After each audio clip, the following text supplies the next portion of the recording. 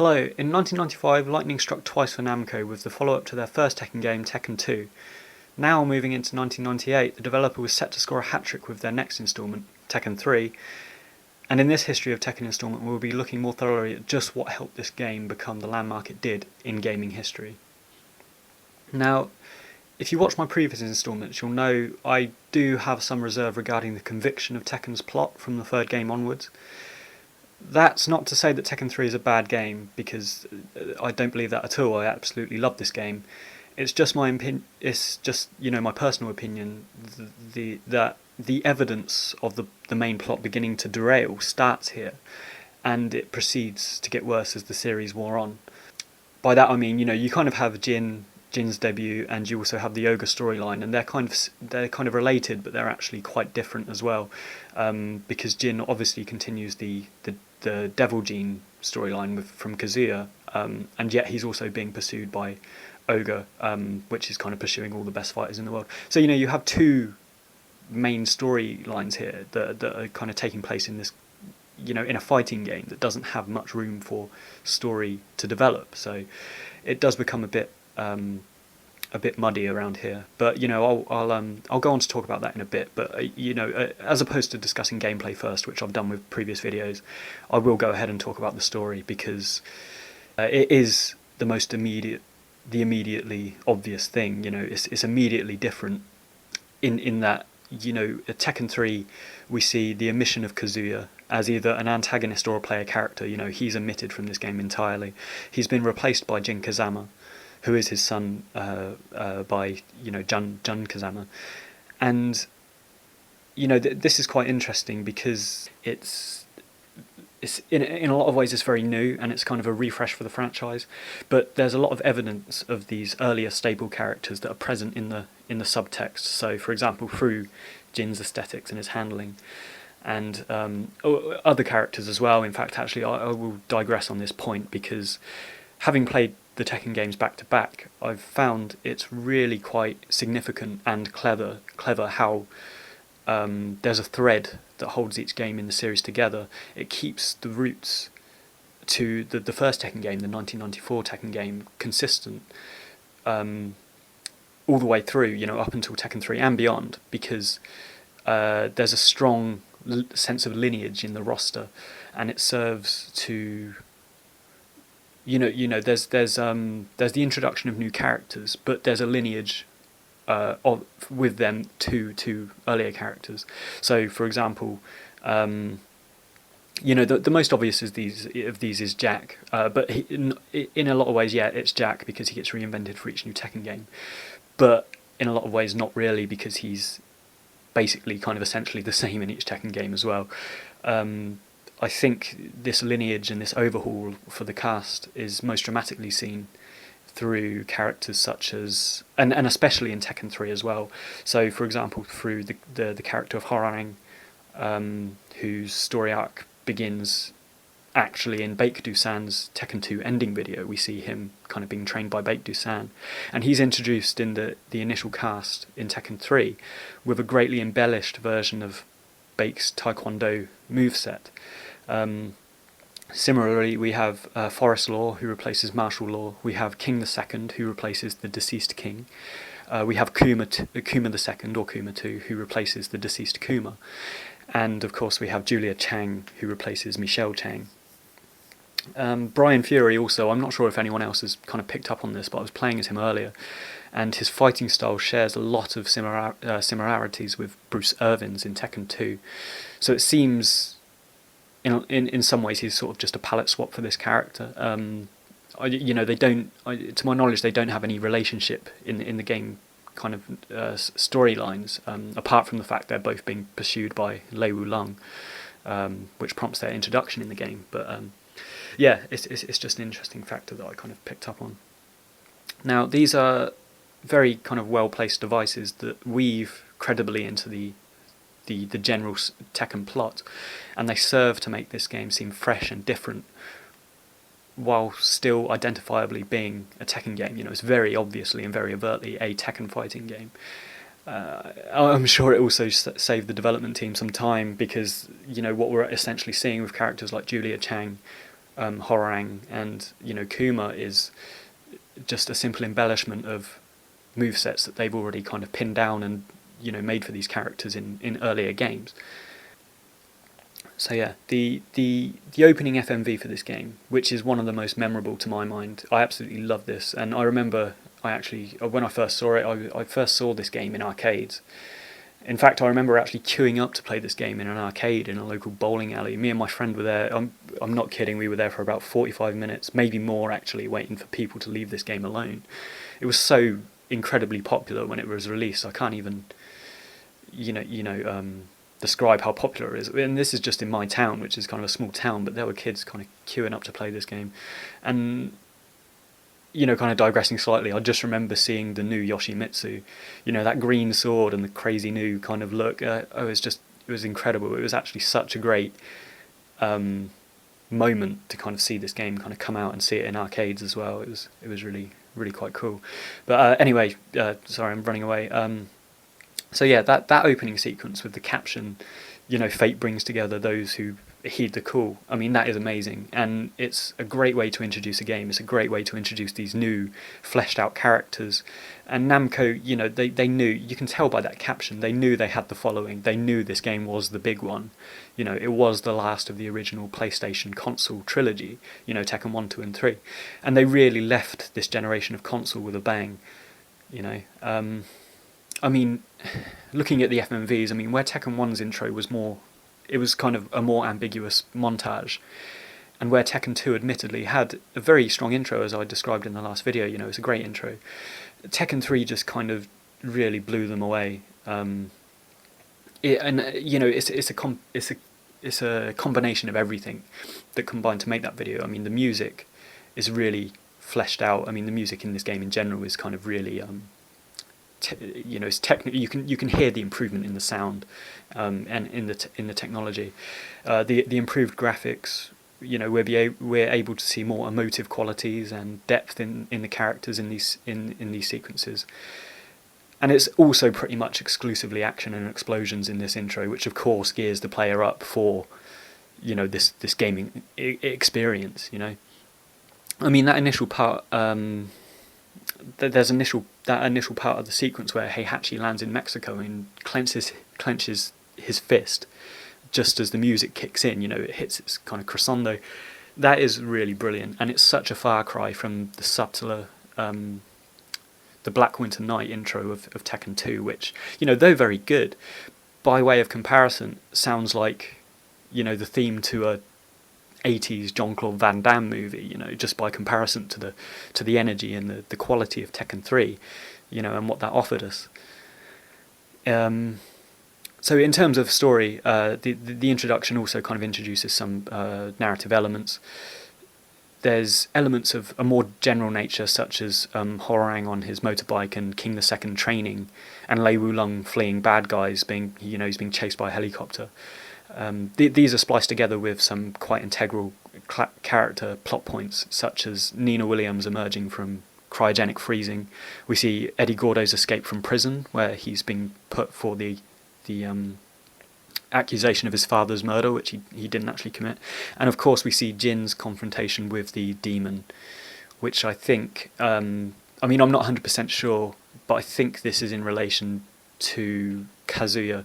It becomes, as I said, somewhat muddied with the Ogre story arc, but I think the demon we see in this intro is what inflicts him with the devil gene, and I think it's the same demon Kazuya swore allegiance to, when he was climbing up that cliff way back before the events of the 94 Tekken.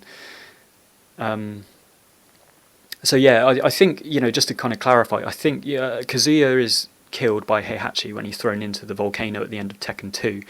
His death at the hands of Heihachi prompts this demon to leave his body, and I'm assuming it kind of seeks out his son, which ties into this intro sequence that we see. A separate aspect, of course, as I've mentioned, is the largely self-contained within Tekken 3 is the Ogre storyline, and we see right at the beginning of the animation Heihachi seeking out this creature, the god of fighting, in this sort of Aztec ancient kind of ruin. Now,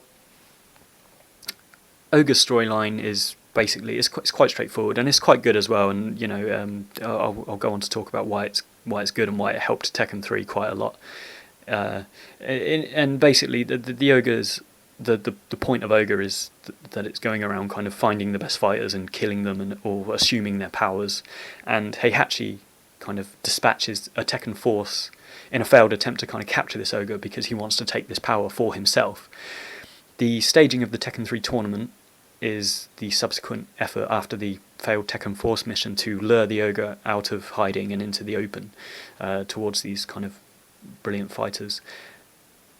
Now, I mentioned in my last video that I feel Tekken 2 had the most clarity of storyline in the Mishima blood feud, but Tekken 3, it wasn't bad. I think this kind of plot is quite good, and the one of the reasons it's good is it was a reason for the introduction of new characters such as Horrorang, such as Julia Cheng, and these are characters who are looking for relatives or looking for martial arts tutors, in Horrorang's case, who have disappeared at the hands of Ogre. So without this plot revision, we'd be playing as the same old characters and the same tired old plot.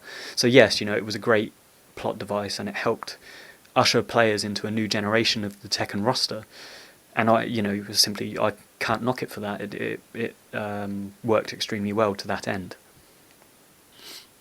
Now, as I kind of briefly mentioned, Jin's story, which is arguably somewhat diluted against the whole Ogre kind of thing, it is also pretty cool as well. And it's, in the grand scheme of things, it is also more significant than the Ogre plot, as he's the new face of the franchise, obviously, and he inherits to some degree, in fact, I think perhaps to quite a large degree, the more tragical elements, and the idea of the conflicting morality in the self and the internal struggle between good and evil that we see come to the fore at the end of Tekken 2 with Kazuya, and Kazuya turning into the devil. But we also see this continued and concluded, in my opinion, fantastically in Tekken 3 with Jin's ending, where he transforms into Devil Jin. So we can see this Mishima plotline kind of operating on a more cyclical kind of on a cycle, basically, and Jin at this point of time in Tekken 3, like Kazuya before him, is very cool, and in my opinion he goes on to follow more furtively in Kazuya's footsteps by becoming the head of the Mishima Zaibotsu. But he does differ from Kazuya in the fact that he is more of a good guy, though, and he is more actively trying to rid himself of the devil gene, which ties in with his storyline with Azazel, or Azil, whatever that bad guy is in Tekken 6, which I'm not going to kind of moan about that, but it's something I'll go on to talk about at a later date, so I'll kind of leave it there for now. So yeah, Jin in Tekken 3, he's great, and he's the new face of this franchise, and he works brilliantly. Other new characters that we see kind of brought to the fore in this new Tekken game is, well, first off, I've got to mention Horrorang, because he was another instant favourite of mine, and his story arc sees him, as I mentioned, kind of seeking out Baekdu-san, who was his master, following these ogre disappearances, which is his, reason for being there. But I feel that Horrorang has that certain cool factor, and in a lot of ways he shares traits with Paul Phoenix, who, by Tekken 3 is pretty much getting on a bit. He's kind of an old man. But yeah, he shares a lot of traits that Paul Phoenix had in the early days. And it's not just, the fact he rides a motorbike, but he has that kind of self-assuredness in his skills and a certain kind of cocky disposition that the young Paul Phoenix had. And also, interestingly, he kind of develops a feud with Jin, in this kind of debut installment for those two, just as Paul kind of develops a feud with Kazuya in the very first Tekken game in 1994. So this posits both of those characters as individuals who operate just on the fringes of the main plot and have a certain degree of precedence and importance over some of the lesser characters we see interweaving with these plot lines, purely based on their martial prowess. Paul and Horrorang are both great, aggressive, and very self-assured fighters, and that's what sets them apart, and that's actually why I kind of really like both of these characters. His gameplay mechanics are also one of the more interesting developments. You know, he can change stance if you press. I think it's both. I think it's both the punch buttons or both the kick buttons at the same time simultaneously. He changes stance, which I guess is an important aspect of Taekwondo training, because they have these certain. In Taekwondo, you have kind of patterns that you learn, and I think it's kind of bound up with that, and it's to do with, you know, the kind of, not just, you know, the practice, you know, the practice end of it, but it's also very stylistic, and it, you know, especially in terms of Tekken 3, we see Taekwondo comes off as a very stylistic, a very kind of fluid and, you know, fantastic martial art for these characters to kind of use. I'm not putting it above any other martial art, of course not. I mean, I just think kind of stylistically, aesthetically, it looks great. It looks great on Tekken 3, and it looks great in the later games where we see Bake reintroduced. Speaking of style, actually, I may as well go on to one of the next newest character, which is Eddie Gordo. And Eddie Gordo is a new addition to the Tekken cast, and also brings his own gameplay innovations, as he's a practitioner of capoeira. And I'm not sure if he's a master or a student, but in his story arc, he gets taught in prison by an individual who turns out to be Christy Montero, who is introduced in Tekken 4. Is her grandfather. His storyline, I mean, it doesn't matter that much. It's more just it's a very standard backdrop for a character. Actually, it's the whole murdered parents he's seeking to avenge sort of thing. And I think we actually find out through his ending that Kazuya Mishima is responsible, which propels his storyline through Tekken 4 and beyond to kind of avenge the death of his parents. So yeah, as I said, it's kind of, Eddie's all about the aesthetics. He looks great, and he kind of handles brilliantly. And his fighting style is actually very noteworthy, not just because of the evidence of how far this series has come, which is actually a very good point to make, digressing slightly. You know, in the space of just 4 years, we've gone from this kind of slow, rudimentary actions of the characters in Tekken 1, where you struggled to make Law do a backflip, to this fantastic fluid movement, we see in these kind of fighting styles. And Eddie in particular has sort of developed this status as a cheat character, because all you really need, and this is a status kind of held by Law in Tekken 2 really, because you can just make him backflip at will.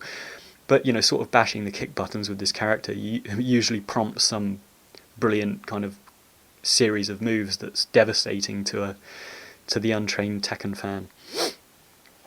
So yeah, Ling Xiaoyu, again, another new entrant that kind of, she's sort of that stereotypical happy-go-lucky Japanese schoolgirl, very much a stereotype, the likes of which you kind of associate with anime and that sort of kind of Japanese, young person's media. And this is all the more interesting, in fact, because her ending is distinct from the rest of the game endings in that it is actually drawn in an anime style, and it's one of my favourite Tekken endings because it's so well done. It's evidence of Namco's humour. It's brilliant how it's kind of Xiaoyu land, and then it becomes Heihachi land, and it's just it's really quite funny actually. And as I said at the end of the last video, my Tekken 2 video, we see Namco's humour come to the fore very, very prominently in Tekken 3. For example, through the Easter egg unlockables, in fact mainly through the Easter egg unlockables such as Gon, Mokujun and Dr. Boskonovich, and Tiger Jackson as well, who was a palette swap for Eddie Gordo. These are all really fun, and they're all really great additions that serve to lengthen the game, and you want to carry on playing the game to progress and unlock these characters. And they're fun to play, and they're fun to play against, and they all have endings now as well, which is brilliant. Where and we saw this happen in Tekken 2. Sub bosses now and hidden characters now have their very own kind of ending animations. So there's a real kind of incentive to carry on playing. And I just want to kind of establish as well, I know I grumble a lot about stupid plot devices, like, I feel Jinpachi's a bit tacked on, I feel, that massive thing, Azil at the end of Tekken 6 is a bit tagged on. But these unlockables in Tekken 3, and, Roger and Alex in Tekken 2, these are fine because they are purposefully hidden, and they're purposefully on the fringes of the game's main story and action. And they don't encroach on the central themes that up until this point, the game really had some potential and some serious themes that, would have helped push this series forward. So, because they're on the fringes, I think they're valid and they kind of work very well. In terms of new characters, of course, we also see Ogre and True Ogre, and I think these characters are really pretty cool. They are very original in terms of concept and design, and I think they set the mood of this game very well. And I think the one of the overriding moods of this game is, I'd say it's not it's kind of more of an atmosphere. It's kind of a dark, brooding, and very overtly mysterious kind of atmosphere that's set in place by this mysterious ogre being that's kind of sprung from nowhere and is kidnapping all these. I keep saying kidnapping, killing off these renowned, brilliant fighters. So yeah, I mean, where Devil and Kazuya in Tekken 2 were actually quite challenging to defeat, however, I find the ogres are something of a pushover. Even in hard mode, I don't find them particularly difficult to beat. But I don't really kind of strive for that in a fighting game. If anything, if I have to repeat a final stage more than 5 times, I just start getting pissed off. I really kind of play the Tekken games to unlock the character endings and do these kind of little incentives. That's what I really like about them. So yeah, Ogre was just fine for me. It was a nice addition, and it was quite different from what we'd seen before. In a lot of ways it was similar to kind of Kazuya and Devil, but I think there was enough kind of differences between them to make Ogre stand on its own merits. So yeah, I mean that's kind of the main aspects of the new cast. On top of that, we also have staple characters of the series that make their return. Of course, we see kind of Paul Phoenix, and this really is, Tekken 3 really is his last hurrah as the cool guy before kind of falling from grace quite dramatically and becoming the joke character of the series. In fact, in narrative terms, in the actual canon of the storyline, Paul wins this tournament. He actually beats Ogre, but then he leaves the stage, he actually leaves the vicinity before the transformation into True Ogre, which is a really kind of crappy loophole, not to have won the tournament. But yeah, the Jin goes on in the canonical story to actually defeat True Ogre and wins the tournament. So, but yeah, I mean, it's kind of cool to see, as a Paul Phoenix fan, it's kind of cool to see he was given this precedent within the story in that he actually did win. In Tekken 1, he also draws with Kazuya, so he's really shown to be a very cool and a very competent character, which in a way, it does kind of vex me that they went on to make him such a embittered loser in the later games. But anyway, I've established that. I established that in the first video, so I won't go on about it.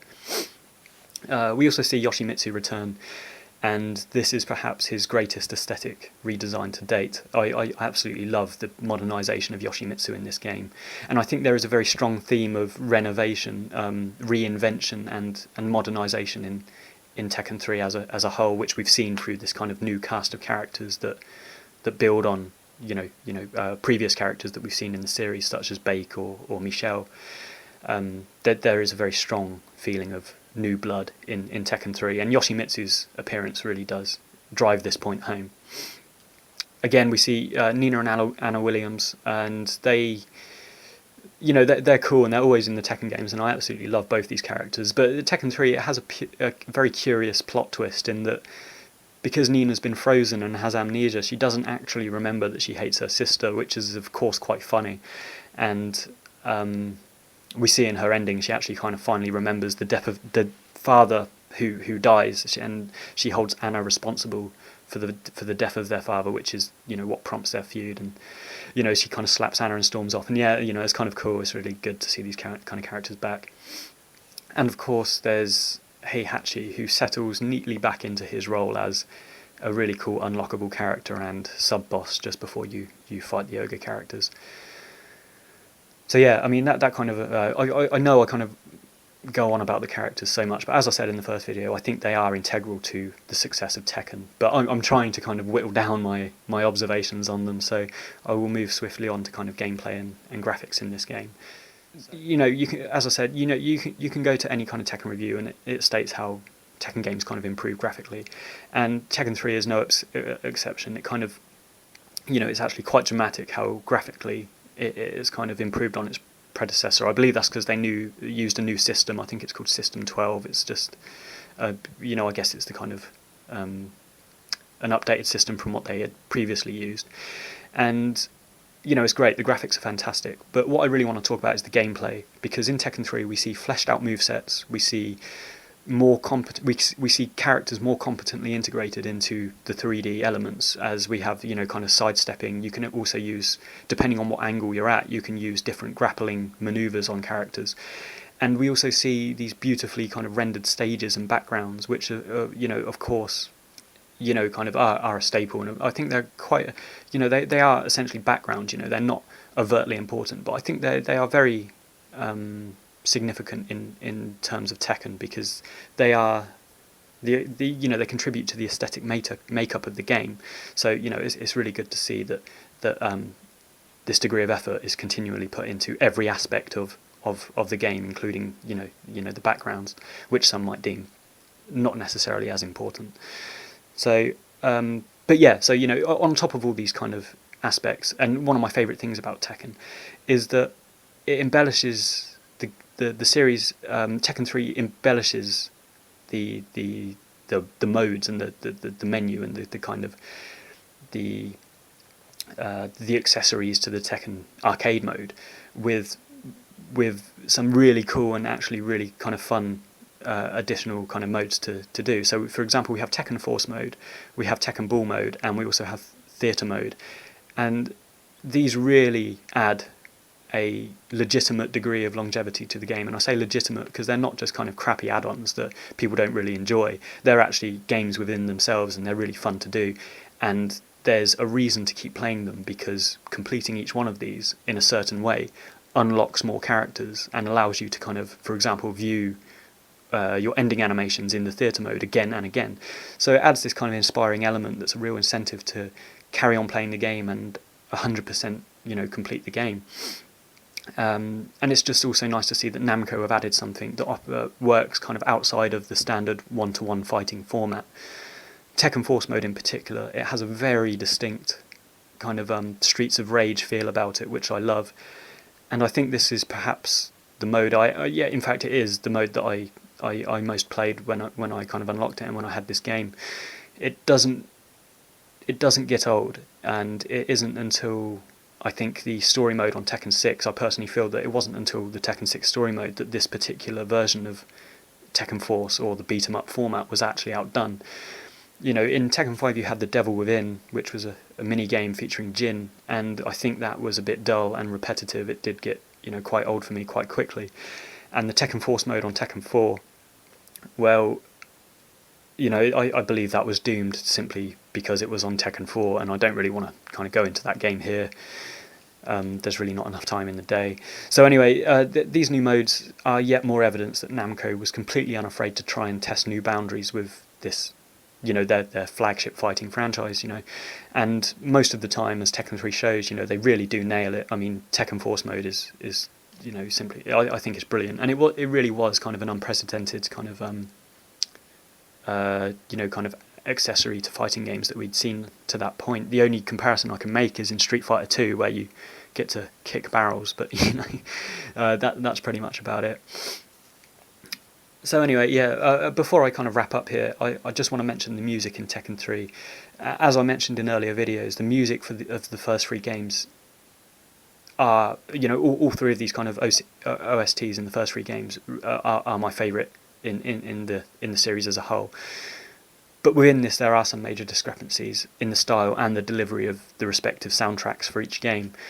Now, where Tekken 2 seemed to flip between a relatively jaunty kind of stage theme, such as Paul Phoenix or Jun Kazama, and a kind of densely emotive and moody soundtrack, which I kind of mentioned in the last video, such as Bald As, which is Heihachi's stage, or Ring a Bell, which is King's stage.